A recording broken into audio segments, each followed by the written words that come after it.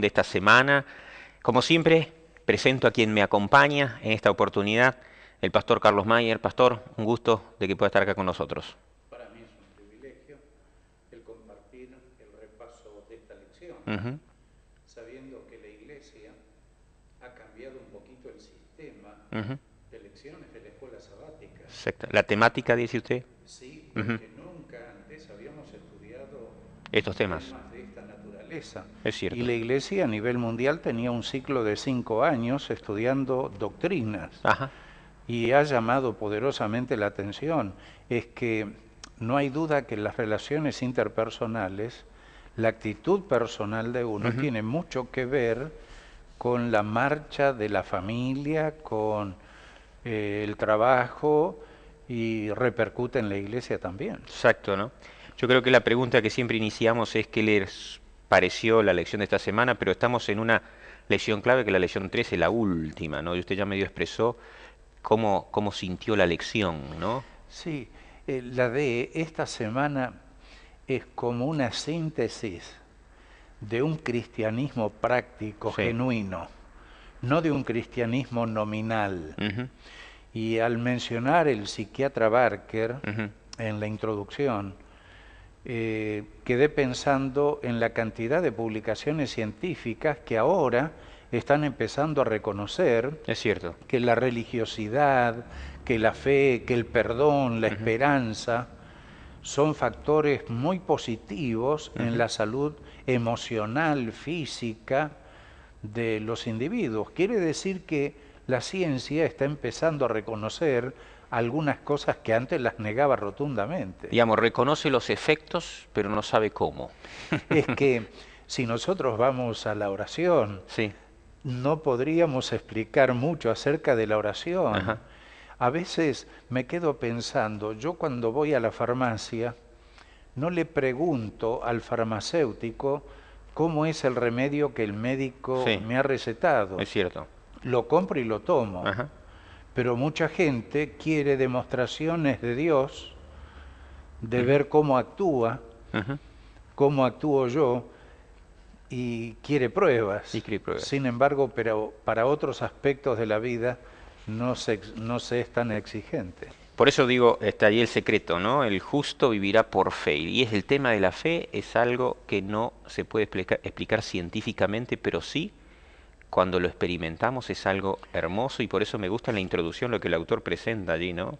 El hecho en la última parte, si ustedes me acompañan de la introducción del día sábado, lección 13, dice allí la oración, el estudio de la Biblia, la adoración, la práctica del perdón, el servicio a otros y la confianza en Dios ayudan al desarrollo espiritual, y ahí lo que usted mencionó, pastor, la relación con qué, con la salud mental. Así que desarrollo espiritual y salud mental van íntimamente ligados, ¿no?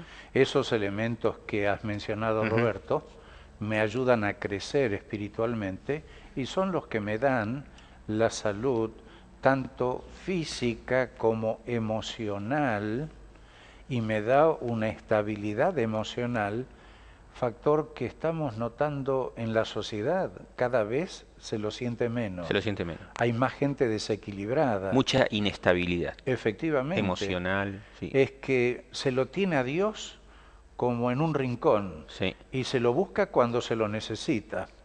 Y sabes, Roberto, que busqué la definición de asociación para saber, y encontré una definición, pero excelente: dar o tomar compañero. Qué lindo. Juntar uno con otro de manera que concurran a igual fin.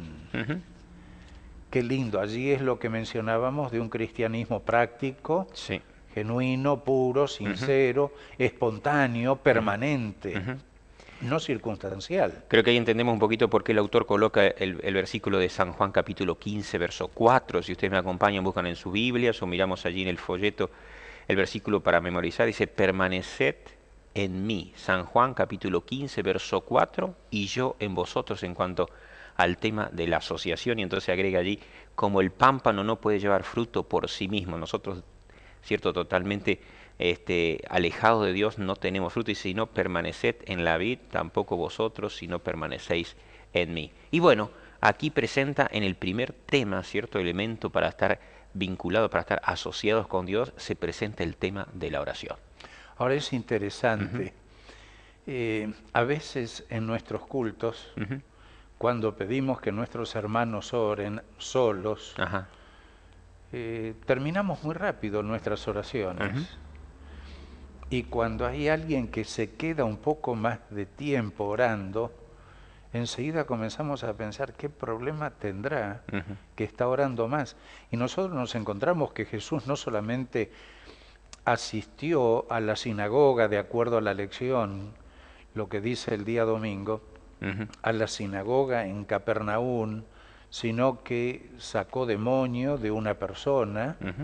El diablo blasfema inclusive contra Dios, el demonio blasfema, ¿no es cierto? Lo reconoce al santo de Dios, es interesante. Jesús después va a la casa de Pedro, de Andrés, sana a la suegra, la voz corre por la población y se viene la multitud y Jesús, me llama la atención, dice, no cesó Jesús su obra hasta que hubo aliviado al último enfermo. Qué bárbaro. Y después de eso, cansado como estaba, se retiró a orar.